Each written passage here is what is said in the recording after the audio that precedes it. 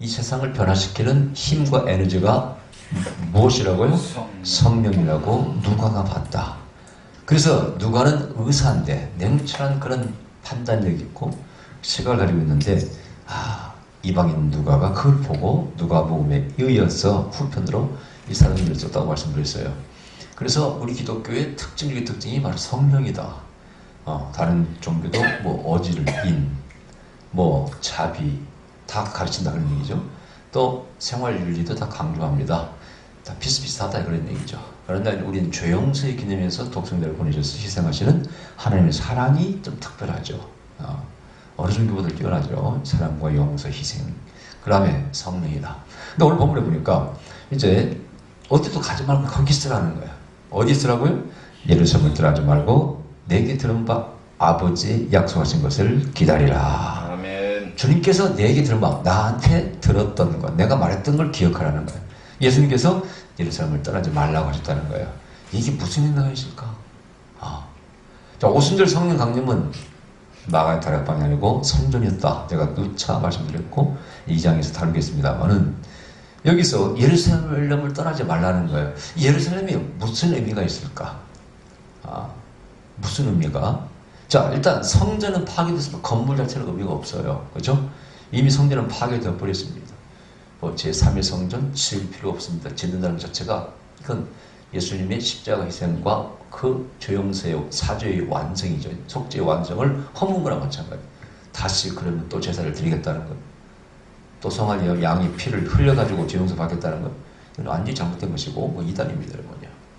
그 옛날에 뭐 성죄는 영화가 한국에 시트 쳤다고 막 뜨길래 이거 잘못된 거라고 해서 교계시도 문제다 이거 그래가지고 아마 그 뒤에 이제 안 할 거예요.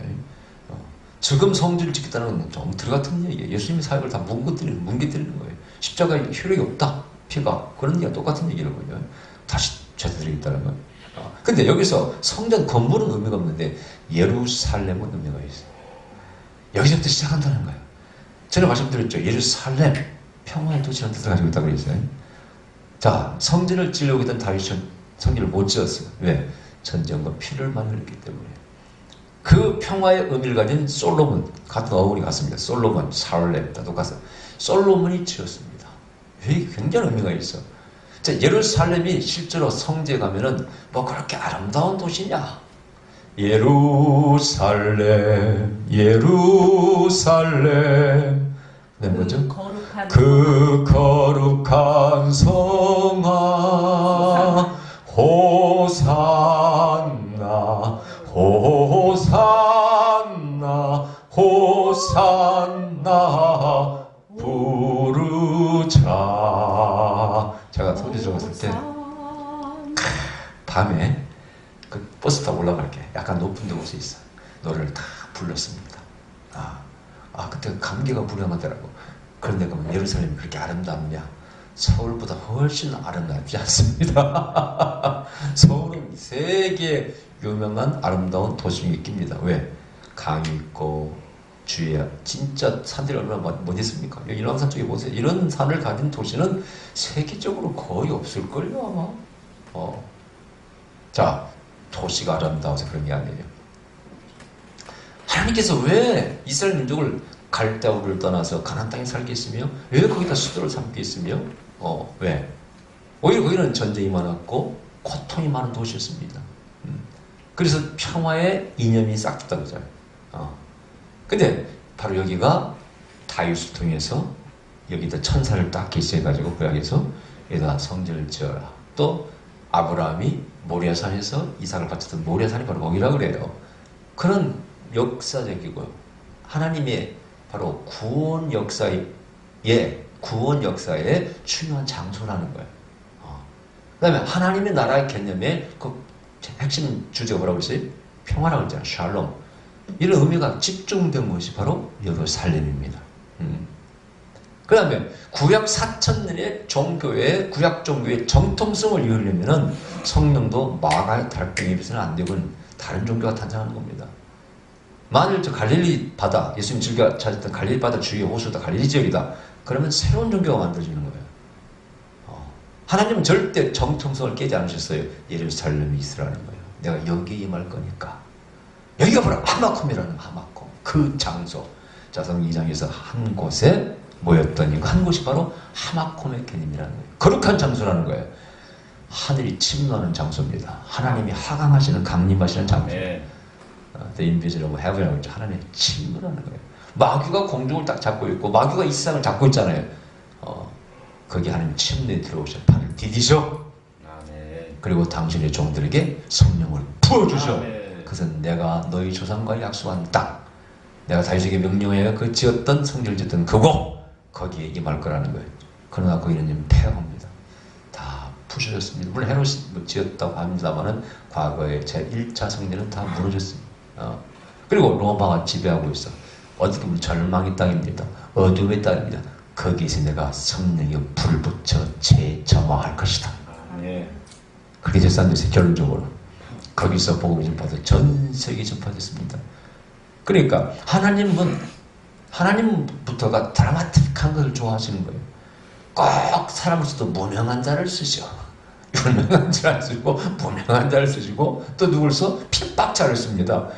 극적인 변화, 극적인 강조가 있어요. 하나님의 방식이에요. 너희 가운데 유명한 자가 없어. 많이 배운 자도 없어.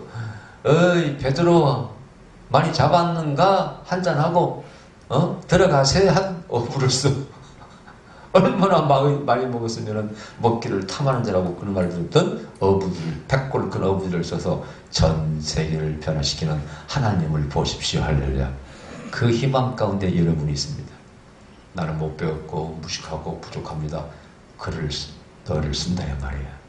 볼품도 없는 예루살렘이면 그 임을부에 평화의 도시라.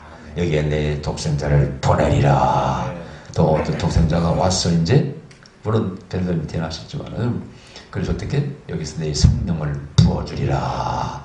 유대인들은 한 가지 절기 때마다 간절히 성전에서 모여 기도합니다. 이제 오순절날 성령이 강림하잖아요. 모여서 막 기도하는 거예요. 불을 달라고. 성경에도 보면요 그런 사상 이념이 있어요. 하나님의 신이, 하나님의 영이 세상을 정화시키고 변화시킨다는 거예요. 성신을 부어주면은 광야에서 샘물이 솟아나고 꽃이 핀다는 거예요. 이런 개념이 다 구약에 있습니다. 성신, 하나님의 신이 있어야 역사에 강하다는 거예요. 힘과 능으로 되는 것이 아니라 오직 하나님의 능력으로만 가능하다고 이미 구약부터 말씀하고 있어요. 그러니까 성령은 모든 변화의 바로 가장 중요한 요체다. 그것을 누가가 받고 기록하는 거예요. 그 성령 강림이 예루살렘에서 있을 거라는 거예요. 이제 이 1장, 2장에 보면, 뒤에까지 보면요, 요엘서 2장에 나오는 남녀노소에게 성신을 부어준다는 말씀, 이런 게 다 이렇게 인용이 씁니다. 압축되어 있어요. 그것이 다 이루어진 곳이 뭐라고요? 이 바로 성령 강림이고 예루살렘이라. 그래서 예루살렘을 떠나지 말래. 그럼 다른 데 가서 못 봤나요? 하나님께서 말씀하신 거기 있어야지. 물론 다른 데서 나중에 받게 되지만은 여기서부터 내가 다시 재점화 불을 붙이리라. 자, 그렇다면은 그 하마콤이 불이 떨어지는 곳을 말하는 거예요. 하나님 강림하신 곳. 이제 어떻게 우리는 구룡락교를 하마콤으로 만들어야 되고 또 한국을 하마콤으로 만들어야 돼. 자, 불 받으려면 한국에 와라. 옛날에는 그렇습니다. 주여 삼창을 힌트시킨 나라. 우리 한국이. 안 그래요? 외국 목사들도 부흥사들도 한국은 다 손 들고 와가지고 자 주여 삼창 합시다. 한국의 유명한 트레이드마크가 수출 상품이 기독교의 주여 삼창입니다. 기도 많이 한 나라, 뜨겁게 한 나라. 그래서 한국이 부흥의 어떤 그 모델 국가가 되어서 교회사적으로도 연구를 많이 했어요. 오늘 침투되어 있지만. 자, 어쨌든 우리는 그런 하마콤을 만들어야 돼. 그 장소, 그 나라, 그 민족, 하나님 어떻게 쓰시는가 봐. 경제도 마찬가지로 모든 분야에 우리는 세계 수출해야 돼. 방탄소년단만 수출할 게 아니라 우리는 기독교 안에서 기독교의 모범된 것들을 만들어서 세계에 수출해야 돼. 찬양과 경배 배워왔잖아요. 미국에서 배워와가지고 또 우리 잘하고 있어. 뭐 전도도 다 배워왔습니다만 어떤 우리나라 구역예배 발달시켜서 역시 세계에서 다 지켜봐. 어쨌든 우리는 거룩한 그 장소를 만들어야 돼. 할렐루야. 그래서 여러분들 불이 떨어지는 장소이기 때문에 한국 옛날에 무슨 산에는 불이 떨어졌어. 무슨 산에는 방언이 잘 열리고 무슨 산에 가면 회개가 잘 터지고 그런 전설 같은 얘기가 있었어요. 없는 얘기가 아니죠. 그것이 바로 거기에 불이 떨어져서 그런 거예요. 할렐루야. 자, 그 다음에 약속하신 것을 기다려. 이 약속은 구약에 있는 약속이죠. 남종류에서 부어주겠다는 약속입니다. 요한은 물로 세례를 베풀었으나 너희는 면단이 못되어 성령으로 세례를 받으리라. 자, 물세례와 불세례가 나옵니다. 세례 요한은 예비하는 자죠. 주의 길을 예비하는 자입니다. 길을 닦는 자예요. 그래서 예언자 역할을 잘했어요. 예언자는 뭡니까? 여길 봐라. 예언자는 당신이 사도요. 사도가 올 것이요. 즉 메시아가 올 것이요. 이분이 메시아여 하는 것을 예언자가 한다 그랬죠. 그 다음에 신약에서도 사도, 선지자, 목사, 교사, 전도사가 이렇게 있는데 오중지라고 에베소에 보면은 이 중에 이 사도는 굉장한 권능과 리더십을 갖추고 있어요. 물론 교회는 없습니다. 사도는 순회사역이에요. 목사가 아니기 때문에 여기서 6개월, 1년 교회를 개척하고 세우고 또 종들을 감독하는 그런 사역을 사도와 선지자가 했습니다. 순회하면서 목사가 목회를 하는 것이고, 그래서 지금도 미국에서는 그렇게 좀 많이 합니다. 뭐 베니 목사 그러면 교회 목회 않고 그냥 그런 사도 선지 사역만 하는 것이죠. 자, 그런데 요한은 그래서 세례 요한은 그 역할을 했어요. 예수님이 바로 메시아라는 것을 난 당신의 신들을 부기도 감당치 못할 자입니다 하고 고백했죠. 자, 그게 바로 요한이 베푼 물세례예요. 그럼 물세례는 뭡니까? 바로 씻음과 역시 거듭남이죠. 물속에 들어갈 때 내 과거의 자아가 죽고 나올 때 새로운 자아가 만들어져. 그래서 어디에서 유래된 거예요? 홍해에서 유래된 겁니다. 홍해 물속에 들어갔어. 노예의 백성이 애굽에서 나와서 물속에 들어갔어. 나올 때는 하나님의 백성으로 나와. 그런 의미를 가지고 있어요. 사실 물세례와 불세례가 바로 홍해 출애굽에서 연유된 거라고 저는 말씀을 드렸어요. 자, 불세례는 뭐예요? 이 불세례는 이제 예수 믿는 구원받는 세례와는 좀 다르더라 그런 얘기예요.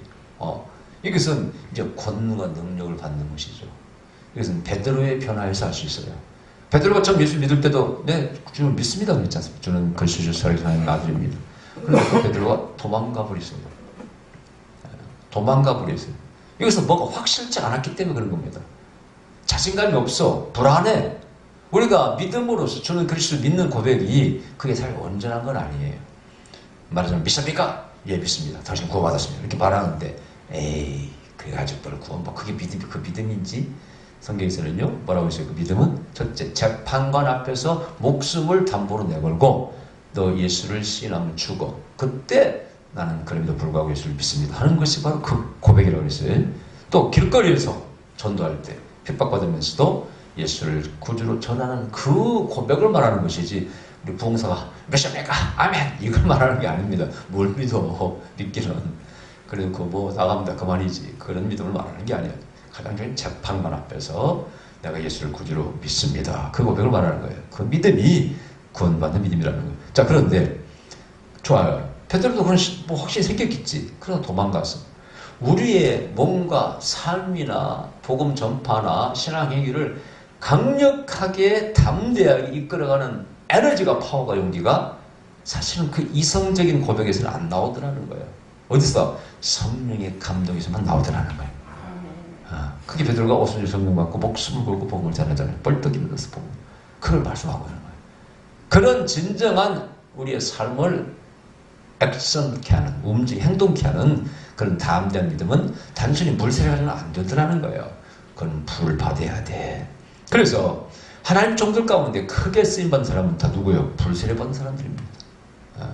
저는 물세례는 군대에서 받았습니다. 군대 가기 전에 학습받았고요.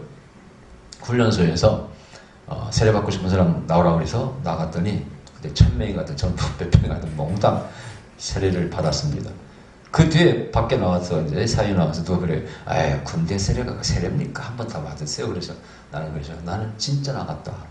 나는 정말 이미 학습받고 세례 받기를 기다리고 있었기 때문에 그냥 나오라고 해서 군대에서 힘들었다는 게 아니라 진짜 나는 그때 고백하고 나간 겁니다. 그러니 다시 안 받겠습니다. 맞잖아요. 그죠? 뭘 또 받아 또 받기는. 자, 그런데 이제 문제는 불세례였어요. 저도 그 세례를 받고 한참 지났습니다. 제가 성령을 체험하기까지는 너무너무나 오랜 세월을 지났어요. 물론 그 안에도 성령 감동이 있어서 인정합니다. 정말 기뻤고 즐겁고 하나님 아버지라고 불렀고 세상 모든 것이 아름다웠던 그런 때가 있었잖아요.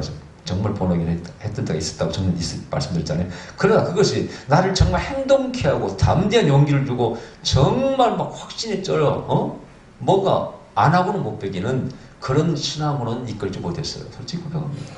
그거 가지고 내가 뭐 봉사도 열심히 했지 뭐. 청년부 나간 지 만에 술, 담배도 피는 단계에서 한 달 만에 정례회장이 되어서 심리기를 다 발휘해주고 회원들 얼마나 성격이 사심없이 하는 성격이기 때문에 참 철저히 하죠 뭐 했다 하면은. 그런데 그때 그러면 정말 성경에서 사도 바울처럼 베드로처럼 그렇게 목숨 걸고 했냐? 그건 아니에요. 그건 아닙니다. 성령 체험 이후이시라고 또 다르더라는 거예요. 그래서 그거는 목회 시작해서 개척해서 기도하다가 방언도 체험하고 나중에 그 성령 불이라는 그 유명한 불 받아라 할 때 그 불을 나중에 체험했습니다. 그 불이 나중에 막 머리로 임하고 등으로 임하고 온몸에 임하고 덜덜 떨고 아마 이주선 그때 봤을 때 지하 춤추는 거 봤잖아요. 혼자 성령님 주고 있으니까 들고 문 들고 들어가지고 놀래가지고 나는 그렇게 봤죠. 야, 물론 그 전에도 물론 길거리에 전도했습니다. 예수 전당 부신적 우리 교인들은 산 증인이 저의 증인, 저의 변화를 다 봤으니까요.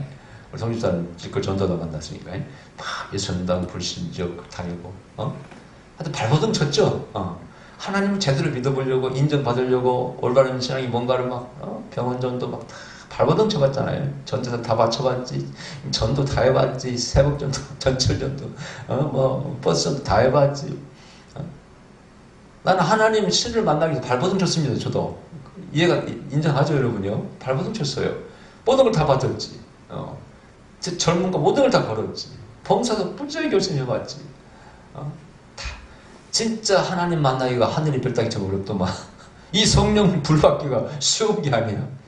근데 결론은 뭐예요? 받았다는 거 아닙니까? 저 같은 막대 같은 자가 어떻게 예언자가 되었습니까? 어떻게 20년 동안 한국에서 최초로 예언자 세미나를 하고 이렇게 되었습니까?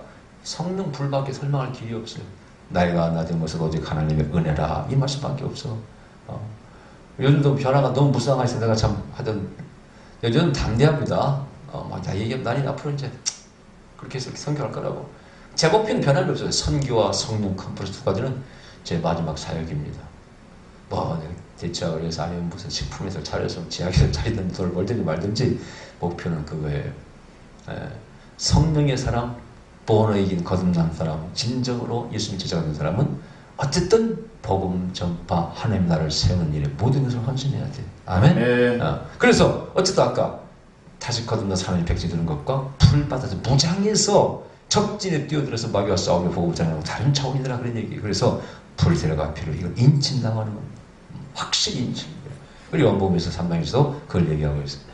그런 나라가 그런 자가 하나님 나라를 들어가고 차지한다는 거예요. 그건 뭡니까? 누리고 정복한다 그 뜻입니다. 아멘. 마귀의 세상을 다 바꿔 하나님의 나라를 바꾸는 거예요. 병자는 고치고 귀신을 쫓아내고 공의의 나라를 세우고 하나님의 법이 통치하는 세상을 만드는 거예요. 하나님 나라를. 그게 바로 성령 받은 사람이 해야 될 일이라. 그래서 너희는 증인이 되어라. 나의 증인이 되어라. 증인은 뭡니까? 본자라는 거예요. 본자. 들은 자가 아닙니다. 증인은 본자예요. 아멘. 친히 눈으로 목도한 자예요. 이 바울도 자기가 자칭 사도라고 하는 것을 자기가 봤기 때문에 빠른 일을 만났다는 거야. 그러니까 우리는 항상 기독교는 본자들의 간증이에요. 그게 증인입니다. 그래서 아무리 위협을 해도 봤다니까요. 근데 말하지 마. 뭘 봤어? 입이 삐뚤렸을 때 입은 삐뚤어서 바른 말 했더라고요. 하라고 했지 않아요. 이것이 주디 꾸며버린다. 그래서 봤구만요. 그게 바로 증인이야. 그러다 순교를 당하는 거예요. 그래서 태어날 때는 소경련자가 그랬잖아요. 누가 더 고쳐졌어? 하여튼 나 몰라요. 예술한자가 하여튼 그분이 고쳐졌다고. 그래서 눈뜨게 했다고. 내가 할 말이 있어. 내가 당했으니까 체험했으니까 그게 증인이야. 그래서 여러분들은 영적 체험도 있어야 돼. 아멘? 내가 불체험했고 때로는 음성을 들었다는 것이 얼마나 위대합니까? 전부는 아니에요 그게. 그러나 내가 확실히 체험한 자는 어떻게 그 주님을 떠날 수 있습니까? 내가 죄를 지을 수도 있고 부족할 수도 있고 그래요. 농대 있을 수도 있고 놓을 수도 있지만은 어떻게 주님의 맡기신 사명을 내가 잊을 수가 있습니까? 나는 청년 때부터 예수 믿고 계속 한 목표를 향해 다가왔어요. 달려왔어요. 한 번도 버린 적이 없습니다. 어쨌든 선교할 것이고 하나님 나라를 세우는 것이고 저는 교회를 사랑합니다. 나는 교회를 통해서 예수 믿게 됐고 교회 안에서 믿음이 자랐고 아무리 교회가 타락이 있었던 교회를 사랑해. 그 교회를 통해서 복음이 전파되고 그 일을 감당할 겁니다. 할렐루야. 불받아서 어떤 사람은 교회를 떠나는 사람도 있어. 불받았다고 어떤 사람은 상차 차려놓고 뭐 하는지도 안 해. 여러분 그쪽에 주저 맞추지 마세요. 하나님 나라를 전파하고 세운 쪽에 맞추셔야 돼요. 아멘. 우리는 점등이나 부담같이 상 차려놓고 하는 거 그거 너무 좋아하면 안 돼. 제가 뭐 이런만 가지고 예언할 때 많은 세미나 오신 목사님들이 목사님 그 봉투만 가지고 예언하는 거 좀 어떻게 받게 해주세요. 그 이거 굉장히 많아. 어떻게 이런만 가지고 예언하냐 그런 얘기죠. 그것만 바라보지 마시고 그것만 바라보지 마시고 그걸 통해서 우리가 어떻게 하나님 나라를 세울 것인가 그걸 생각하셔야지. 아멘. 자, 증인들아, 우리는 예수님의 증인이 되어야 됩니다. 아멘. 주인공은 누구시면 예수님이시라고 되십니다. 우리는 복음의 전파의 통로가 되어야 된다. 할렐루야. 기도하십시다. 걸어가신 우리 아버지 감사드립니다. 우리에게